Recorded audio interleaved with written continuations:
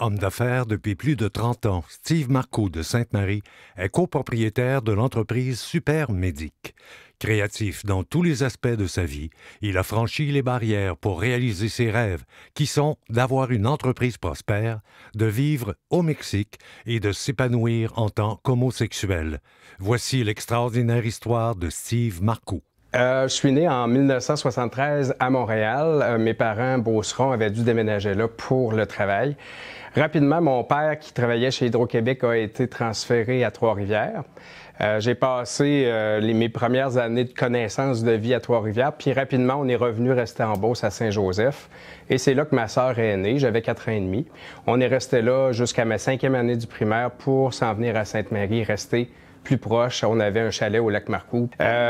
Justement, on passait nos fins de semaine au chalet. Il n'y avait pas de voisins dans ce temps-là. C'était encore très peu occupé. Donc, moi, j'avais pas d'amis. J'avais des chiens, j'avais des châteaux que je me faisais avec des feuilles. Je m'organisais avec tout ce qu'il y avait autour, mais pas vraiment d'amis de mon âge. Donc, je jouais toute seule, je me faisais des mondes imaginaires, je m'organisais des jeux, j'inventais toutes sortes d'affaires avec et les chiens et tout ce qu'il y avait autour. Puis je découvrais beaucoup la nature parce que j'aimais ça remonter des ruisseaux, j'aimais ça faire des choses qui me faisaient découvrir tous les alentours de notre environnement. Quand on retournait la semaine à Saint-Joseph pour l'école, ben là c'était un peu différent. J'avais des amis, puis là je commençais à découvrir que j'aimais ça me tenir avec des filles, jouer au Barbie, jouer au Schtroumpf. J'avais des amis qui eux aussi partageaient cet environnement imaginaire-là. Ça m'emmenait ailleurs, peut-être un peu pour m'échapper de la vie du réel, parce que peut-être que j'imaginais ce qui allait s'en venir, fait que un échappatoire mental. J'étais pas quelqu'un non plus qui aimait jouer au baseball ou au football ou au basketball. J'étais pas habile, puis je me tenais beaucoup avec ma mère.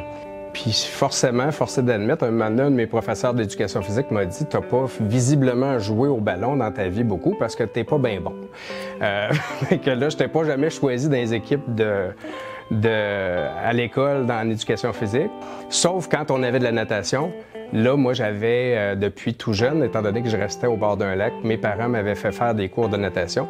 Puis, je suis devenu moniteur conjoint, qu'on dit. Là, c'était le niveau sauveteur, mais en enseignement. Dans ce temps-là, les gens voulaient m'avoir dans leurs équipes parce que j'étais performant, puis je gagnais des compétitions de natation aussi. Donc, c'est là que je voyais les différences, que moi, j'étais pas comme les autres petits gars qui voulaient, eux autres, jouer à la balle, puis au ballon, puis au soccer, puis à toutes ces choses-là. Moi, j'aimais pas ça. Je préférais faire autre chose. Quand est arrivé, on avait déménagé à Sainte-Marie à ma 6e année. Ça s'est tout bien passé. J'ai beaucoup aimé ma 6e année. J'avais quelques amis qui faisaient comme moi. On dessinait. Moi, je faisais des bandes dessinées à cet âge-là. J'aimais ça, la créativité d'inventer des choses. Puis, mais quand est arrivé le secondaire, là, j'ai tout perdu un peu mes repères. Puis, je suis arrivé dans une grosse école où il y avait plein de monde de partout. Puis là, il y avait des gangs. Puis des gangs, ben ça se regroupe puis ça niaise les autres. Puis quand on comprend ça, ben on se dit c'est un peu normal, ça arrive. Puis c'est comme ça que c'est la vie. Les gens se regroupent ensemble, puis là ils rient des autres, puis ils parlent sur le dos des autres, puis ça arrive comme ça. Puis moi, ben ça a commencé l'époque là où on me traitait de tapette dans les couloirs de la polyvalente. Puis là, ben moi, j'étais pas encore allé en secondaire 1. J'étais pas, je peux pas dire que j'étais quelqu'un de sexué à ce point-là pour penser à ça. Je me disais, ben c'est sûr que je suis différent, puis j'ai quelque chose. Je savais que j'étais pas pareil parce que je me tenais pas avec ce monde-là. Je préférais me tenir avec plein de filles, puis c'était naturel, les filles, puis moi, c'était comme ça. J'avais toutes les filles de l'école, je pense pas que j'en ai pas une qui est une amie à moi. Et là, je me suis rendu compte que là, même si j'étais ami avec des belles filles, puis tout ça, ça me protégeait pas nécessairement contre les gangs.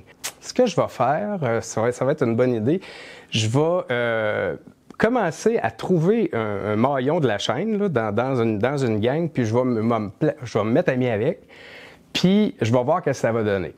Puis en effet, c'est arrivé, la vie était bonne en secondaire. Au début du secondaire, on avait un cours, il fallait se placer à 2, puis il y avait un gars justement d'une gang il se tenait avec une gang qui me niaisait. Fait que là, il fallait se placer à 2 pour travailler en équipe toute l'année. Puis j'ai dit « Hey, ça te tente-tu de travailler avec moi? » Puis là, il était tout surpris. Il dit « Ben oui. » Fait que là, on a commencé à travailler ensemble, puis moi, je l'aidais beaucoup parce que j'étais quand même assez créatif, puis il était très bon aussi. Puis j'ai découvert que le gars était super fin, c'était vraiment quelqu'un de gentil. Fait que ça a comme atténué dans la gang. Quand je passais, il leur disait de se fermer la boîte. Puis ça a commencé à faire en sorte que je me suis débarrassé de ce genre d'étiquette-là. Ça a comme crevé un abcès, puis ça a fait beaucoup de bien. Puis j'ai pu poursuivre après mon secondaire vraiment bien avec là, plein d'amis de gars aussi, ça a continué. Puis j'ai été capable de, je dirais, surpasser cette étape-là. À la suite de tout ça, comme j'avais vécu des problèmes d'intimidation, j'ai imaginé la situation où d'autres jeunes pouvaient vivre ça aussi, de l'intimidation ou des problèmes personnels, puis qu'il n'y ait pas la capacité d'aller voir des grandes personnes, des adultes, pour régler les problèmes. Donc, j'ai créé au secondaire à ce moment-là Jeunes Entraide, qui était tout simplement des pères aidants, c'est-à-dire des jeunes du même âge, je veux dire des pères au niveau de l'âge. Et j'ai regroupé des gens que j'étais allé chercher, même dans des gangs comme j'avais, des gangs que j'avais résolu le problème. J'étais allé chercher des gens dans ces gangs-là pour amener dans ce groupe-là qui pouvaient recevoir des messages des jeunes pour se faire aider sur des situations qu'ils vivaient au quotidien. Et donc, ces jeunes-là devenaient un peu le pont entre possiblement eux autres puis un travailleur social ou un psychologue. Et ce groupe-là, ce qui est encore intéressant, c'est qu'il est toujours en force à Polyvalente. Je trouve que je suis pas mal fier de cette situation, de cette organisation-là, parce que ça a laissé aux jeunes un moyen de s'aider avec des jeunes du même âge qui leur correspondent plus puis avec qui ont moins peur de discuter. Un peu plus tard au secondaire, j'ai continué le sauvetage aquatique, médaille de bronze, croix de bronze, sauvetage. Puis je suis arrivé sur une petite fille quand j'avais l'âge de 15 ans qui s'était faite frapper par un véhicule. Et là, il y avait un silence de mort autour d'elle. C'était une soirée de novembre, puis il y avait une petite neige juste en dessous d'un lampadaire. Puis on entendait le silence, là. C'était spécial. Puis là, j'ai réalisé que parce qu'on nous disait qu'il fallait pas faire la RCA si on le savait, si on savait pas la faire correctement parce qu'on pouvait causer plus de dommages, j'ai pas poussé plus loin, puis la petite fille est morte.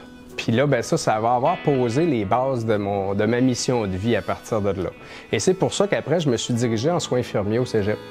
Parce que les soins infirmiers, je trouvais que je voulais faire de l'urgence, je voulais travailler pour sauver des vies puis faire des choses qui étaient vraiment les mains dessus. J'ai regardé aussi les soins paramédicaux, les soins ambulanciers, mais je suis allé quand même en soins infirmiers, puis je me suis rendu compte que les soins infirmiers, dans ce temps-là, c'était le virage ambulatoire, puis ça n'avait rien à voir avec les urgences. Là, c'était plus le rôle de préposé aux bénéficiaires qu'on avait que d'autres choses. Puis ça me convenait pas du tout. C'était pas quelque chose qui me convenait. Alors, j'étais rendu à l'âge de 19 ans au cégep. Puis là, j'ai choisi de finir juste mon cégep en sciences humaines et de fonder mon entreprise à partir de là. Puis c'est là, à l'âge de 19 ans, pendant cette période-là, quand j'ai abandonné les soins infirmiers, je me suis rendu compte que là, ça marchait pas de penser que j'allais avoir une blonde. La pression sociale me faisait que j'ai même eu une blonde, puis je me levais le matin, puis j'avais juste envie de vomir. Puis c'est pas parce que c'était quand même une fille appréciable, vraiment très jolie, très gentille, mais c'était la pression sociale qui faisait que le matin, je me levais puis j'allais vomir parce que j'étais pas moi-même. Je me rendais compte que j'allais pas pouvoir vivre une vie comme ça, comme on m'impose. Alors là, c'est moi qui a pris sur moi pour me regarder dans le miroir pour me dire « Hey, on se le dit-tu une bonne fois pour toutes, là, parce que là, c'est assez, là. T'es gay, c'est tout. Puis il va falloir que tu l'acceptes. » Puis j'ai passé peut-être 15 minutes devant un miroir, là, quand j'étais au cégep, à me parler moi-même, parce que j'étais la personne à convaincre qui était le plus... C'était mon coming out, il fallait que je le fasse à moi-même en premier, avant de le faire aux autres. Puis quand je l'ai fait, puis que je me suis vraiment dit, bon, c'est ça, à cet âge, je vais vivre avec ça. Là, je suis sorti dans le corridor d'où j'étais en chambre, puis là, j'avais perdu un poids de 40 000 livres sur mes épaules. Je marchais pas, je flottais, puis je sentais qu'enfin la vie allait être beaucoup plus agréable. Pas parce que Avant, elle ne l'était pas, mais le poids de la pression sociale, je l'avais plus. Puis là, je me disais, je vais le dire parce que moi, je me suis accepté. Si les autres ne m'acceptent pas, ça sera leur problème. Et là, à partir de là, je me suis accepté, puis j'ai commencé à avancer dans la vie. Puis c'est drôle, en le faisant, j'ai commencé à être entouré de personnes vraiment ouvertes, plus compréhensives. Vraiment, des gens là, qui, eux autres, ils me disaient, mais ça change rien, on t'aime autant et tout ça. Et ça a fait beaucoup de bien.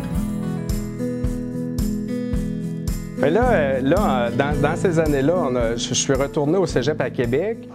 Et là, je me tenais avec mes amis de filles encore, mais je leur faisais fausse compagnie. Ils sortaient au Dagobert. Moi, je partais pour quelques heures et je descendais au drag ou au ballon rouge en bas, puis j'allais voir là, en tremblant comme une feuille avant de rentrer parce que je me disais, mon Dieu Seigneur, qu'est-ce qui va m'arriver? Puis tu sais, qu'est-ce qui va m'arriver? Puis finalement, c'est la crainte de l'inconnu qui faisait que c'était si apeurant. Moi, je me suis mis à trouver ça super intéressant parce que là, tu es dans un milieu où là, tout le monde est comme toi. Et ça, c'est vraiment spécial. Tu n'as pas besoin de t'expliquer. Tout le monde vit la même chose. Donc là, ça fait des soirées très différentes. Et c'est bien agréable. Je me suis fait des amis, puis là, j'ai commencé à trouver ça intéressant de sortir. Donc, j'arrive sur la fin du cégep, où là, je finis sans soins infirmiers parce que ça m'intéresse pas. Je finis en sciences humaines sans maths. Puis je me dis, qu'est-ce que je fais? Puis moi, depuis que j'étais petit, je voulais me partir en affaires. Puis durant mes études au cégep, moi, je faisais des petites affiches que j'allais mettre dans un guichet automatique avec des petits billets en bas pour faire des cours de RCR la fin de semaine. Puis je pouvais remplir 5 fins de semaine de cours facilement avec une petite période d'affichage. Donc, je me rendais compte qu'il y avait du marché pour les premiers secours. Puis moi, j'avais gagné le plaisir de faire ça parce que ça répondait au besoin de ne plus jamais se sentir mal pris. Puis ça, je le transmettais aux gens, puis ça faisait vraiment la différence. En décidant ça, j'ai décidé d'aller passer mon examen de la CSST dans ce temps-là pour devenir formateur agréé, que j'ai très bien réussi. Puis normalement, c'est vraiment réservé aux ambulanciers et aux paramédics. Je l'ai réussi facilement. Puis là, je suis allé à la CSST pour demander, moi, je peux-tu donner des cours, tout simplement? Puis là, on m'a reçu, là, puis la madame, elle m'a dit, ben oui. Fait que là, on a signé ça sur le coin d'un bureau. Je suis devenu formateur agréé de la CSST. Puis là, je me suis dit, tant qu'à avoir cette opportunité-là, je vais me lancer en affaires là-dedans. C'est ce que j'ai fait le 1er février 1995. Je me suis parti à l'âge de 21 ans, un bureau à Saint-Isidore pour pouvoir avoir un grand territoire là, sans interurbain que j'ai gardé pendant 7 ans là. Puis après ça, je l'ai déménagé à Sainte-Marie pour pouvoir continuer avec mon équipe à faire ça. J'ai eu après ça je grossissais un peu trop vite pour la CNESST. J'étais rendu un des plus importants formateurs au Québec et ça dérangeait beaucoup les budgets. Quand un organisme s'attend à dépenser peut-être quelques milliers de dollars par année, mais que là, tu les en fais dépenser quelques 100 000 $, c'est plus les mêmes conditions. Donc, on est parti de 1 cours par mois jusqu'à 42 cours par mois. Après 7 ans, ça faisait beaucoup de stock. J'avais des instructeurs, tout ça. Puis, j'ai été en faillite technique longtemps parce que c'était payant, mais pas tant. On roulait un peu en dessous parce qu'on avait des normes très sévères, 12 minimum, 16 maximum, puis fait qu'on perdait souvent plus d'argent parce que les gens se présentaient pas dans les cours des fois parce que le samedi, ça leur tente pas ou le soir, ça leur tente plus. Fait qu'on n'était pas payé. Puis là, c'est là que j'ai été en difficulté financière pendant 3 ans, en faillite technique. J'ai été aidé par les organismes locaux ici, là, vraiment, qui m'ont aidé. Puis des spécialistes, à un moment donné, m'ont dit, tu sais, puis j'avais un mentor qui était Pierre-Maurice Vachon, il me disait, serais-tu prêt à ce que ton entreprise devienne la rampe de décollage pour une autre entreprise? J'ai dit, oui, moi, je vais être en affaires. Il dit, c'était juste ça que je voulais entendre. Puis il m'a rien dit d'autre, pas de conseils, pas rien. C'est un vrai mentor. Il m'a laissé macérer là-dessus. Fait que ce que j'ai fait, c'est que j'ai fait un test avec mes produits, tout ce qui était trousse de premiers soins, avec le même système qui était un centre d'appel. Puis j'ai pris mes meilleurs, puis je les ai placés au téléphone pour faire la promotion des produits de premiers soins. Puis à partir de là, j'ai créé mon entreprise, j'ai transformé mon entreprise vers les produits de premiers soins. Puis les cours sont devenus un deuxième marché parce que là, on les amenait en ligne sur YouTube puis sur d'autres écoles de formation en ligne. Et ça s'est développé plus de la formation en ligne ensuite. Parce qu'il faut dire aussi que moi, à un moment donné, à force de donner des cours de premiers soins, je trouvais que c'était très répétitif. Donc, je trouvais que la solution de la faire enregistrer une fois, c'était intéressant. Ça me permettait de communiquer aux gens d'autres affaires que juste les mêmes techniques toujours. Il faut dire qu'après plusieurs mois et années de faillite technique, à un moment donné, le goût des affaires se perdait, puis j'avais envie de vivre d'autres choses. Puis en même temps, je me disais, je veux découvrir un peu le monde parce que là, j'étais juste pris dans mon entreprise. Fait que j'ai été me faire embaucher chez Air Canada comme agent de bord. J'ai été engagé en 2001, puis ils nous ont pris en 2002 les temporaires, puis en 2004. Et là, j'ai eu la chance de voyager à travers le monde. Puis ça, j'ai beaucoup aimé ça parce que mon anglais s'est beaucoup développé, mes autres langues aussi. Et là, j'ai été appelé même à faire des assignations spéciales parce que sur un vol, j'avais eu un Caracas, Toronto-Caracas au Venezuela. Et la semaine d'ensuite, la maison mère de Air Canada m'appelle, le bureau des communications, puis je me disais peut-être que c'est parce que je suis sorti la soirée où je suis allé la première fois, puis ils m'ont dit, bien justement, c'est pour ça qu'on vous appelle, parce qu'on a besoin de quelqu'un qui va nous représenter pour une émission sur le canal Évasion, qui était les émissions Bleu, Vert, Gris, Rose. Puis Rose, c'était le côté guide des destinations. Ils m'ont proposé d'aller à Caracas, toutes dépenses payées, puis payer aussi pour aller sortir là-bas avec les caméras. Puis montrer c'était quoi la vie, l'aspect de vie gay à Caracas, comment c'était intéressant puis comment c'était moderne. Donc j'ai été là-bas suivi par une caméra, donc j'ai été assez populaire cette soirée-là. Les gens ne savaient pas j'étais qui, mais j'arrivais là blond aux yeux bleus, j'avais des cheveux dans ce temps-là, puis j'ai reçu beaucoup de numéros de téléphone là, cette soirée-là. J'ai beaucoup aimé l'expérience d'Air Canada. Ça a été vraiment... c'était enivrant, c'était très intéressant. Ça a aussi permis que pendant la période de disette que je vivais, là, qui était... j'étais en faillite technique, ça m'a permis d'avoir un salaire. Mais rapidement, j'avais gardé mon entreprise ouverte pour garder mes employés puis continuer à les faire travailler. Mais là, les projets revenaient, puis j'avais envie de reprendre mes projets. Puis là, mon entreprise, au niveau financier, ça allait beaucoup mieux. Donc, j'ai décidé de quitter Air Canada. Puis j'avais envie de revenir en Beauce, puis de vivre avec mon conjoint aussi, parce que là, c'est bien beau être parti, puis d'être dans les plus beaux hôtels, puis de voyager, mais t'es jamais chez vous. Donc, j'ai décidé en 2004 que je mettais fin à ma carrière d'agent de bord. Et je suis revenu, puis là, on a continué à faire croître l'entreprise, rénover des bureaux à Sainte-Marie. J'ai continué à développer l'entreprise, puis à l'âge de 37 ans, j'ai décidé d'aller comprendre ce qui faisait que je n'étais pas si bon en affaires que je pensais. Je m'attendais à 40 ans à avoir mon jet privé, puis c'était pas ça. Donc, je suis allé faire une maîtrise en administration à l'Université Laval. Et là, je suis allé comprendre qu'est-ce que j'avais pas compris parce que ça prend un peu de formation. On se lance en affaires, mais souvent, on sait pas tout. Puis, la première année de la maîtrise, j'ai fait 126 % d'expansion avec beaucoup plus de profit. Puis là, j'ai compris des affaires. Ça m'a permis vraiment de développer. Au fil du temps, avec mon entreprise, la fin de la maîtrise, moi, j'avais l'objectif, si j'avais pas au moins mon jet privé, d'aller vivre dans le Sud. Ce que j'ai fait après la maîtrise, j'ai commencé à utiliser un motorhome ou une maison roulante pour aller au Mexique en caravane. Puis là, je suis tombé en amour. J'ai trouvé ça le fun. Avec mon conjoint, depuis 99, on a décidé de faire ça. Et là, on est allé au Mexique 5 hivers avant de décider qu'on vendait la maison à Sainte-Marie, puis on allait vivre là-bas tout en devenant résident mexicain.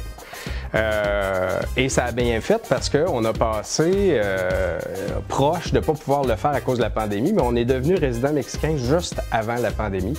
Donc, on a été capable d'aller vivre là-bas un an de temps complet sans avoir de problème. Et là, à partir de là, on peut continuer parce qu'on fait du développement international.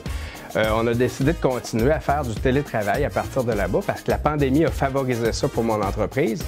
Moi, ça a été une bonne chose, la pandémie, pour mon entreprise parce que mes employés, je peux maintenant les faire travailler de partout. J'ai des employés de partout.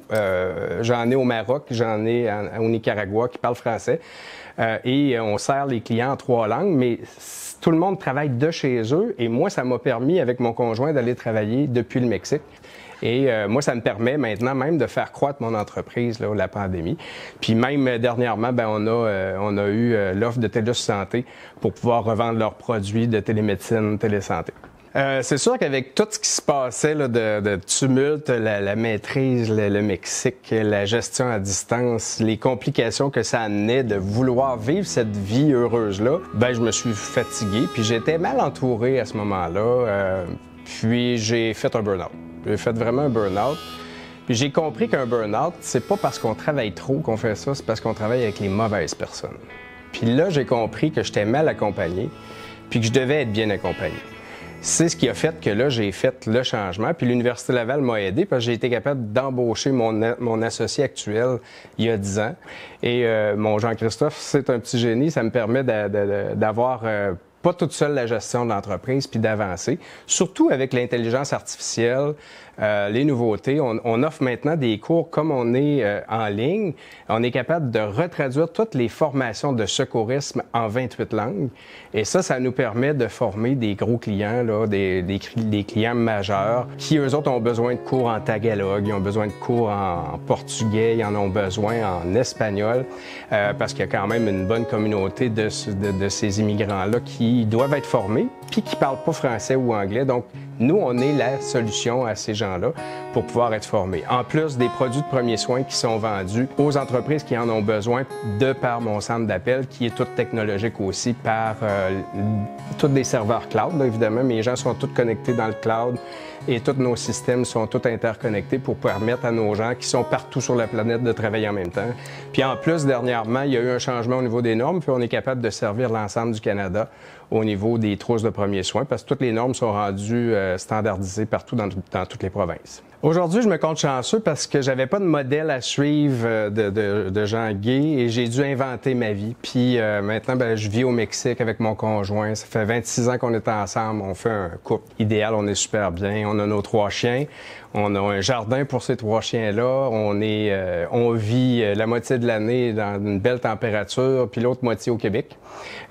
Et c'est ça. J'ai mon entreprise qui va bien avec des bons employés, une belle équipe.